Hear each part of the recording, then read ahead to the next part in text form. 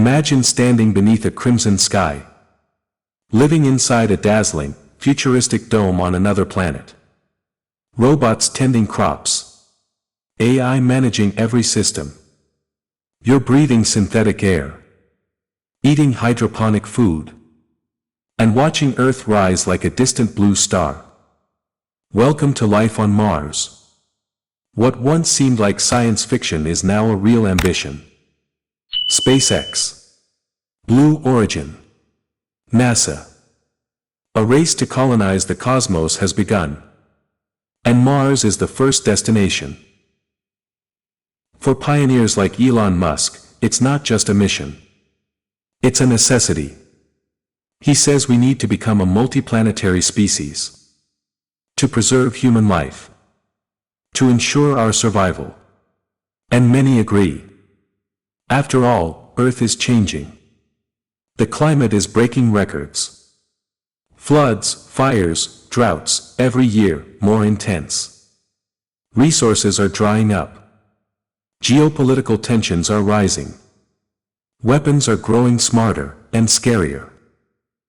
Against this backdrop, the idea of a new beginning in space seems more appealing than ever. A clean slate. A second chance. A great escape. Imagine being among the first to step foot on Martian soil. No traffic. No pollution. No politics. Just you, and a handful of brave settlers. Building the future from scratch. The thought is thrilling. Courageous. Even noble. But slowly, quietly, a question begins to rise. Who really gets to escape? You see, launching a rocket isn't like buying a plane ticket. The costs are astronomical. Even suborbital trips are priced in the millions. A fully built Martian colony? That's trillions of dollars. And that's just for the basics: shelter, food, oxygen. In reality, only a tiny fraction of humanity will ever afford that leap. The billionaires. The powerful. The ultra-elite. And the rest of humanity will be watching from Earth. A planet many are already trying to leave behind. Left to face what they couldn't, or wouldn't fix. Our cities will sink under rising seas. Our fields will wither from drought. Our skies will grow hotter, our storms wilder. Conflicts will flare as scarcity spreads. And while a few settle into sleek Martian habitats, billions may face the collapse of the only home they've ever known. It's a haunting image. A luxury lifeboat launching, while the rest of the ship goes down. And yet, few dare ask the obvious. Is this really the best we can do? Even for those who escape, Mars is no paradise. It's a freezing desert with no breathable air, no running water, and no natural life. Every breath, every sip, every step, will depend on artificial systems. Meanwhile, Earth, our miraculous birthplace, still breathes. Still reigns. Still grows. It's wounded, yes.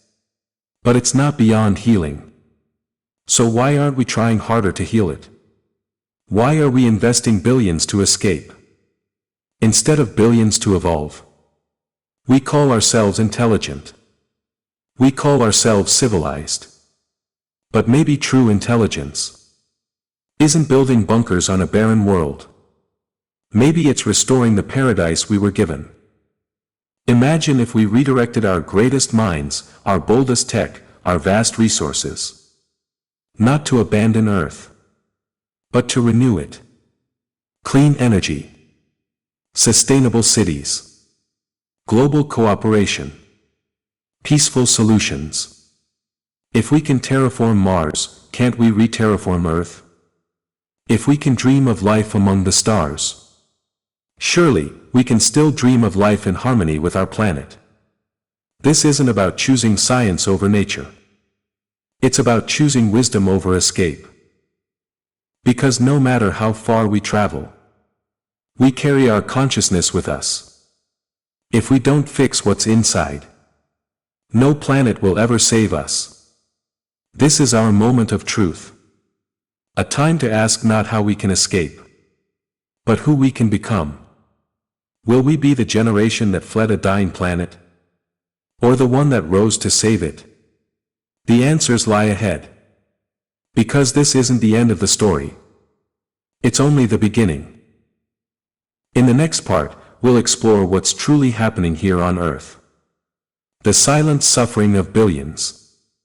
And the irreversible path we're speeding toward. But also, the hidden keys we still hold. To create a peaceful, just, and thriving world for everyone. So before you buy a one-way ticket to the stars, join us for part 2 of Escape or Evolve. Because the greatest journey might be the one that brings us back home.